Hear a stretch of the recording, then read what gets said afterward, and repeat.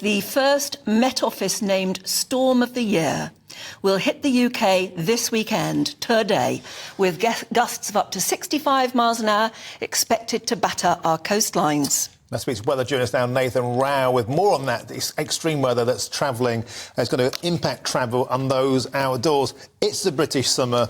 We're used to bad weather. What's the significance, though, Nath, of this storm actually receiving a name? What's the threshold for getting a name? Right, so this is the first named storm by the UK Met Office for, it's actually the 2022-23 storm season, so it's actually about a year late. But the Met Office named these storms on the impacts they're likely to have. So even though the wind speeds of this storm, Storm Antoni, are expected to be around 75 mile-per-hour gusts on the coasts and 55 mile-per-hour inland. It's not the strongest storm that we've seen.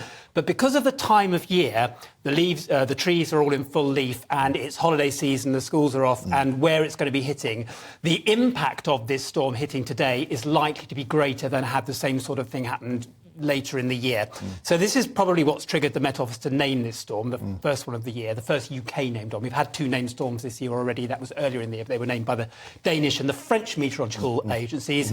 But the impacts today from this storm, pretty wet and windy, so take care if you're out and about, and that's really what the storm warnings are all about. Yeah, and I suppose the impact of it feels greater simply because we're in August now and it shouldn't be happening. And I'm coming in wishing I could bring you sunshine and blue skies, but it's looking grim. I mean, it is pretty early. It's not unheard of to have this sort of weather at this time of year. In fact, in 2014, if you can remember far back, we had Storm Bertha, which was a big one that hit in August. Oh, yes, Big Bertha. Big Bertha, yes, in August. That was the sort of tail end of a hurricane. This one isn't.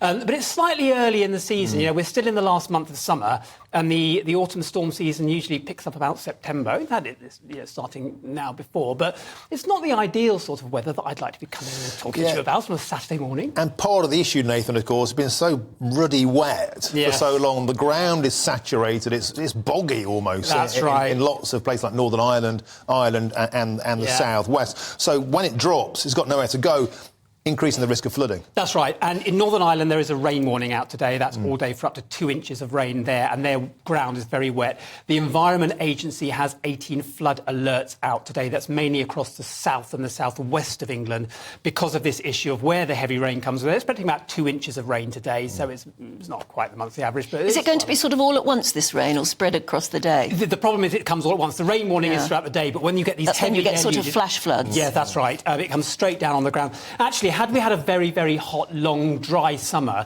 it might be a bit worse because when you get the ground is very dry, it compacted. It just washes off. But there are flood alerts out in place today, and it's coastal areas is always a risk. High tides as well at this time of year, so the big winds bringing waves over the coasts. Stay indoors.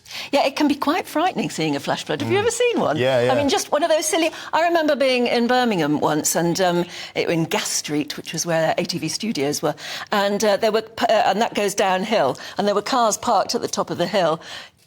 Loads of rainwater, and suddenly all these cars started floating down the hill. And it's so quick. It was literally is quick, yeah. And they all ended up in a heap at the bottom of the hill. It was extraordinary. And as you say, it happened over about a period of 5 minutes. It literally does. Those intense deluges you get straight off in the floodwater. And it's always worth pointing out the Darwin Awards, when the seas are up and those waves are crashing in, people always go out for a selfie, and it's like, don't go near the edge of the water. You've got to get swept out to sea. You know what? Every year people like me, journalists, are writing about stories about people who run into trouble doing this sort of thing. This is what the warnings are all about, to take care on coastal walkways and edges, near the coast and that sort of thing, because that's where the big waves come, that's where the strongest winds are, that's where the danger is. I mean, be careful in those sort of areas. But yes, they are always at this time of year, you see. And every year, as you say, broadcasters like us always give out the warnings that we're told to give out. And every year you get a flood of complaints coming back saying, don't nanny us, we're not, we're sensible, we don't need to be told. I'm glad you said that. There are always... sadly, there are always incidents. There are, and I mean, the Met Office are doing a good job in that, in raising this alert and putting these warnings out. But you're so right. I mean, I will go out now. My Twitter feed will be a deluge of, stop telling us what to do. It's just a warning, be aware and take care.